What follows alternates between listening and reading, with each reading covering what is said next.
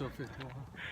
Good evening, ladies and gentlemen. Welcome to episode 51 of Walking with Jay. I'm your host, Jeremy Vincent Henry Larson. I'm here with my good friend, Erik Rice. How are you doing, Erik? Good, how are you? Good. How do I know you? Oh, geez. I think we've known each other for about 15 years. It's probably been about that long. Yeah, we both started at Mountain View as lowly staff there. Right. Probably about that long ago. Were you graveyard at the time, or were you a day? I don't remember what you started as. Depends. Was Curtis the supervisor at the time? Yes. Okay. Then yeah, I was probably already full-time graveyard at that point. So. Well, good. We've established That's that. how we know each other. Graveyard. I've probably known you in the company longer than most anybody else. That's probably true. I've known you longer than all the other guests I've had on Walking with Jay, so Well, there you go. it's maybe it's overdue, this walk. We've had well, I don't know if we've ever gone walking before. No, this should be fun. I've already put in 20,000 steps today. Have you? Well, see, and that's part of what I'm doing here is the bingo 10,000 step challenge there. Are you doing that? Yeah. That's with our wellness committee. Is that what it's called? Correct. Yeah. Okay. The wellness committee. Southwest Behavioral Health Center. Yeah. Getting the activity going. Keep healthy staff. Yep. Recovery, all of that stuff. Part of that also is the reconnecting with an old friend that you hadn't talked to for a little while. Right. And that was part of the reason why I came over. Met up with you guys over there at Elevate. Back when I was a case manager, I had the opportunity to come in and visit you guys Quite often. here and there. But since I've been a therapist, And then I was teaching your son guitar for a while. that's true. So that Very was true. fun. Yeah, And we go way back though, don't we? That was a lot of years ago. it was. What were we thinking? I've known you longer than I've known my wife. Hey! We'll put it that All way. right. That's funny. That's true though, huh? Oh, it really Yeah. is.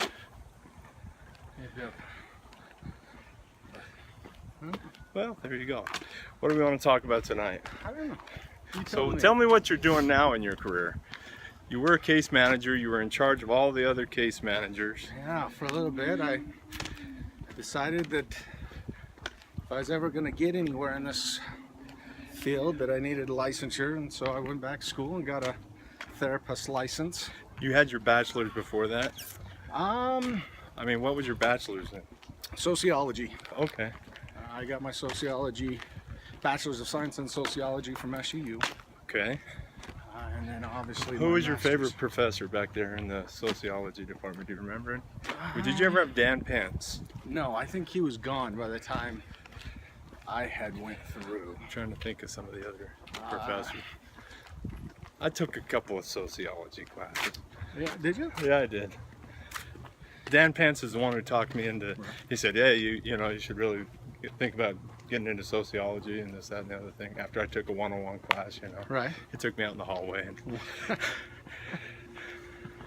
One-on-one then the next class. year he was gone. So Right, that's what I mean. Like, although I think the guys that are there now have been there since I've been there, oh, really? Yeah. Wow. and so, but I can't remember their names because Remember Kenny Laundra? Did you ever take him? no, he was gone before he was fired before I was there, before I had started. My journey was a little different. It took me obviously about 15 years to get through school. Right. What took so long? When I started at Mountain View, which was my first job with Southwest Center, Right. it wasn't my career. I'd had a friend, I was about 20 years old, had a friend that was working there, and I'd been working at a heating and air conditioning company doing construction, Okay. which I didn't like too much. Because? I'm just not a construction type of guy, I never have been. But It was work. it was too much work. Not enough office with air conditioning. Right. In any event, they, my friend said, "Hey, come see if you can get a job where I'm working. They're desperate for people. They have a job opening right now. Come see." And so I actually came in and interviewed for their full-time position, Right. and actually interviewed the same day as Nathan. Okay. We got hired the same day. Hi, Nathan. And so they gave me the on-call position. Right. But they were so short of staff at the time that they said, well, we'll give you the on-call position, but you can work as many hours as you want. We're authorizing overtime. Okay. And so, because I was a young kid and didn't have a whole lot of friends, or at least the friends I did have actually worked at Mountain View already. Okay. I worked probably 80 hours a week. As an on-call staff? As an on-call, That's just funny. kind of picking up shifts wherever I could get them. Right. And I did that for probably the first 6 months or so. Then I was able to. What were your thoughts? I mean, when you first started working there, did you ever think that, 15 years later, however many years, that you'd be no, a therapist? and that's I'm kind of like my dad. I'm a little long-winded, so I'm getting there. I just haven't quite got there yet. Right. In any event, like I was saying, this wasn't something that I was going to do. Right. As anybody who's in the field knows, there's no money in the field. Right.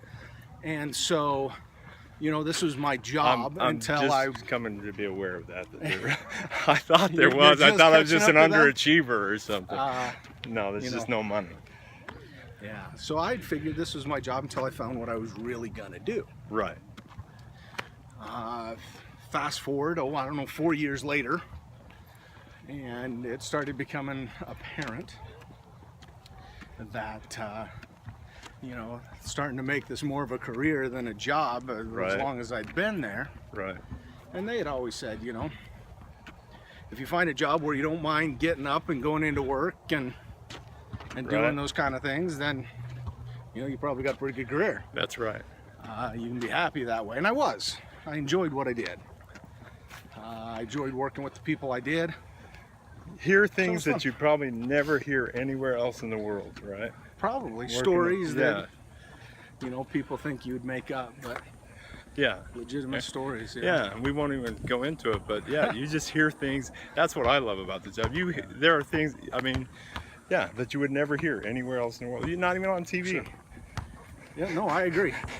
And so, about 4 years into it, a little more than that, I decided that if I was going to make this career, well, I wasn't even to that point yet.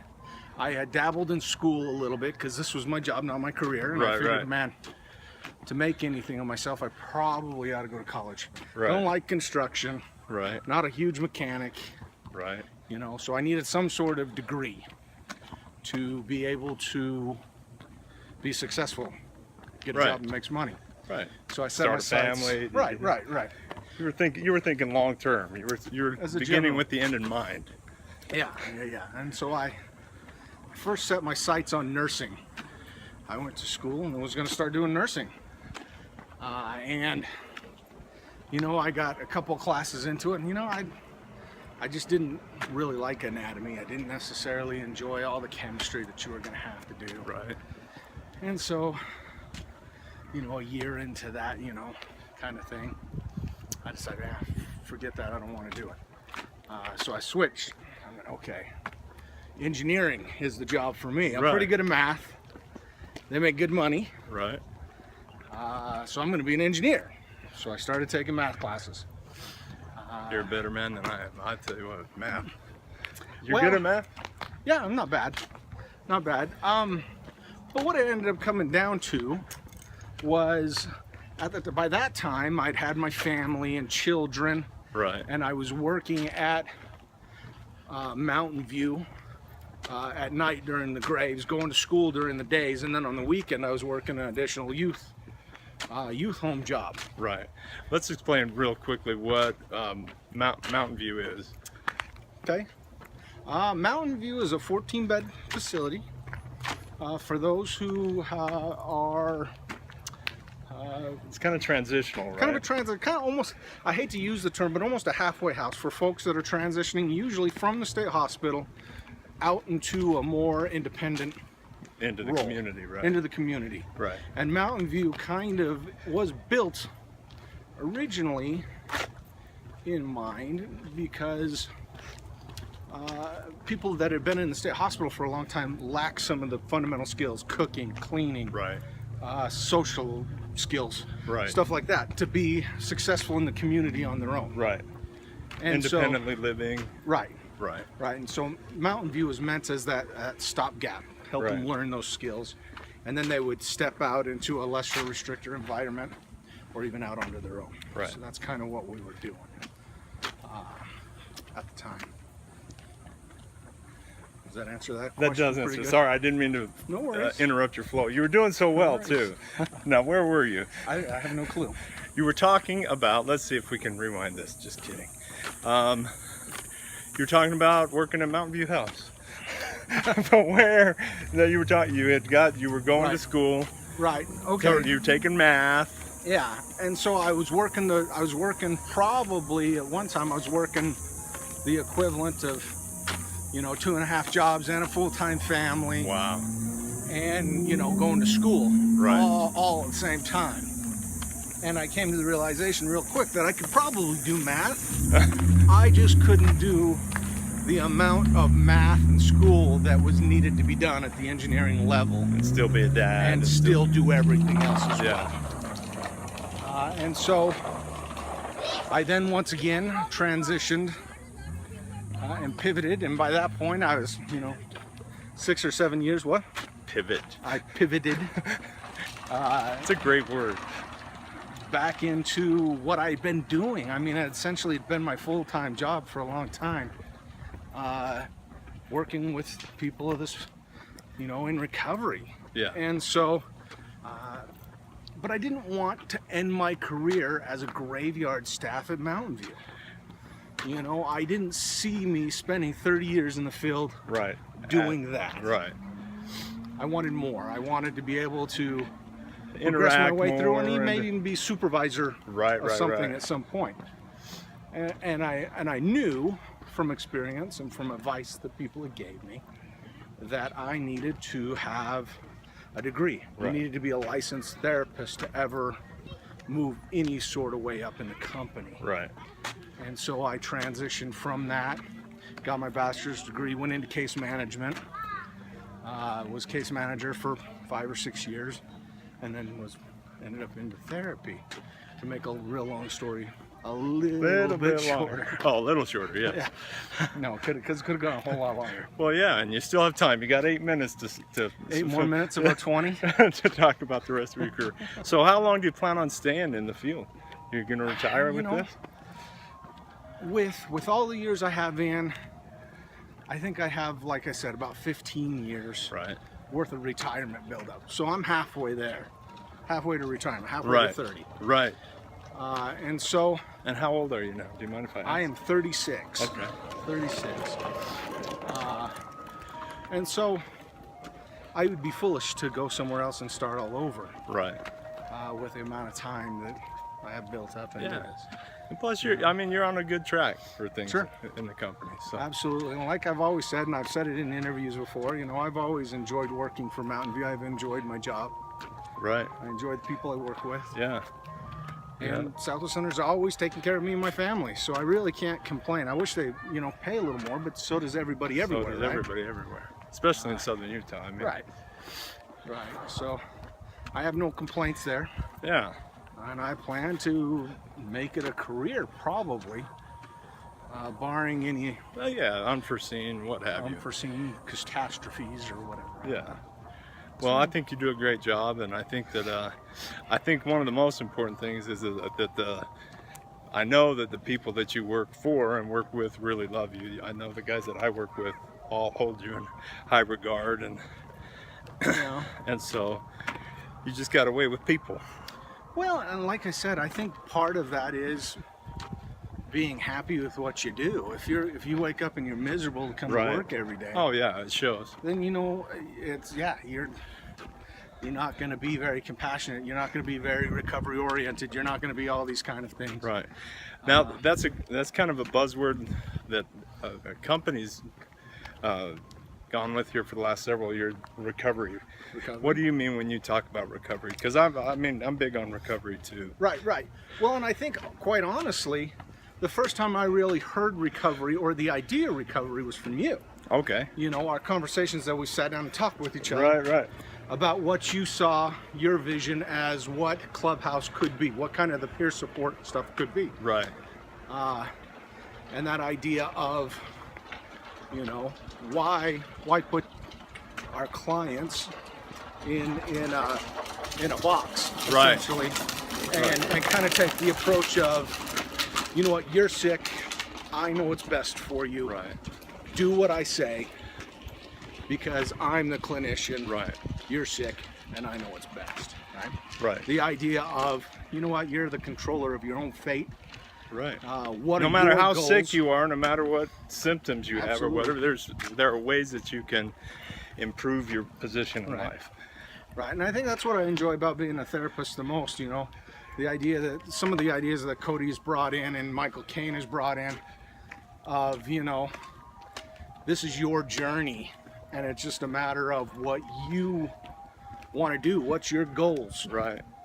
And we're And here then to what support rather than, I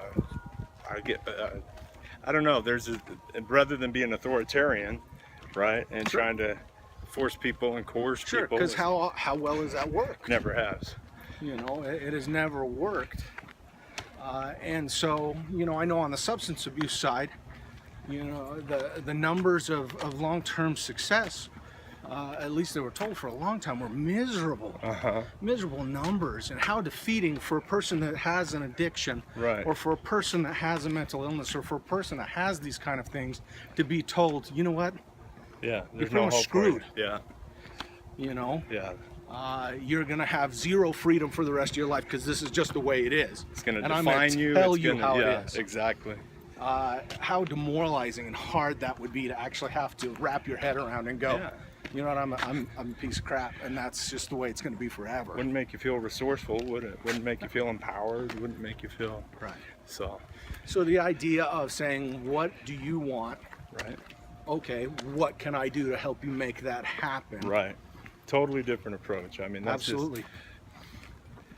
Well, that's awesome, Eric. Cool.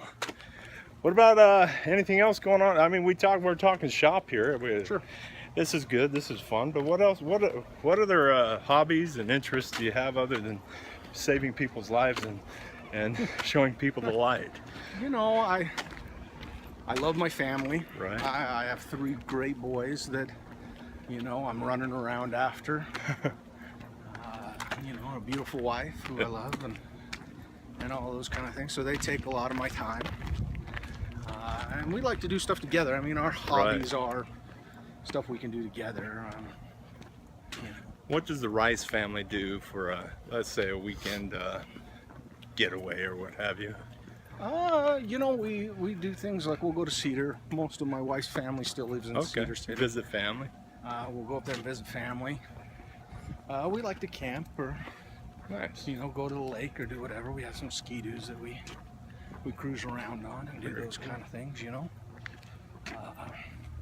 So that's always a plus. Very cool. We're kind of laid back, low-key type folks. Nice.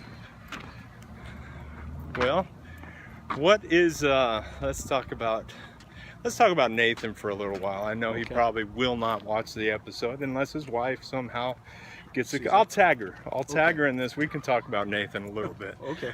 Do you have any fond memories of Nathan? I think one of the funniest memories I think I ever had, and actually it was kind of a jerk thing for him to do. Who, Nathan? Yeah. We were playing softball. So Southwest Center had a softball team Right. in Cedar, and a lot of the Mountain View staff were on the team, and so was Nathan. Right. And so we were getting beat up by a team, I think it was Walmart at the time, All those Walmart. who was a pretty good Yeah. team, I mean. And he got mad and he chucked the ball and hit somebody in the back of the head on Oh purpose. no! On purpose. Oh, Right, Nathan. just because he was mad. And, you know, of course, then he played it out. It was an accident. No, it wasn't an accident. Sorry, Nathan. It's like, wow, that's awesome. I mean, not really awesome, but You know, after that was spending a rough. whole day helping people, Eric, this is how. Well, that was a rough year. I broke my wrist Oh no! that year. You know, I was running I was running the bases and I was running into third. There was no play, so I came in. My third base coach said, you know, yeah, stand up, you're good. So I came trotting into third base, and the goofball on third base came up and shoved me. He shoved me backwards, and I wasn't ready for it, you know. And he shoved me and knocked me on my butt, and I actually fell back and broke the floating bone in my wrist. Oh my gosh! Ended up having to go to the hospital and ended up having surgery and a pin put in it. But you know, so it was a rough year all around. There you go. His excuse was he was a hockey player. And that was just his natural instinct. Nathan, the hockey player. Well, no, and that wasn't a Nathan. That was just some other guy on the other team. Oh, the other guy was the hockey player. Yeah, Nathan didn't do that kind of stuff. Nathan, did you play hockey? Here's the thing about Nathan that I remember, because after I left Southwest Center, the number of times that I did, and went back over to the youth center to work, Nathan was actually working over there at Caliani. And he would go up, we'd be standing in line with the youth to have the dinner or something, and Nathan would come walking up in there and he goes, somebody call the vet, somebody call the vet. And they're like, why, what? And he goes, because these puppies are sick. So he had a way with the youth over there too. And I remember, Nathan's the guy that first got me into chess, I think. Well, not the first guy, but yeah, I remember he used to play it at night. He schooled me. He was really good. I don't know if he's still good. Anyway, so here's to you, Nathan. And this hockey player from what team? I think he was on the Forest Service. Oh, Forest Service. Forest Service team. Yeah. At the time, like I said, this is 15 years ago. Well, that was a quick 20 minutes, Eric. We did our 20 minutes. We got our steps in. Anything left you'd like to say to the audience here? No, I think they're probably tired of listening to me. No, you're a great ramble guy. On about nothing. It's your life. It's your story. Everybody has a story.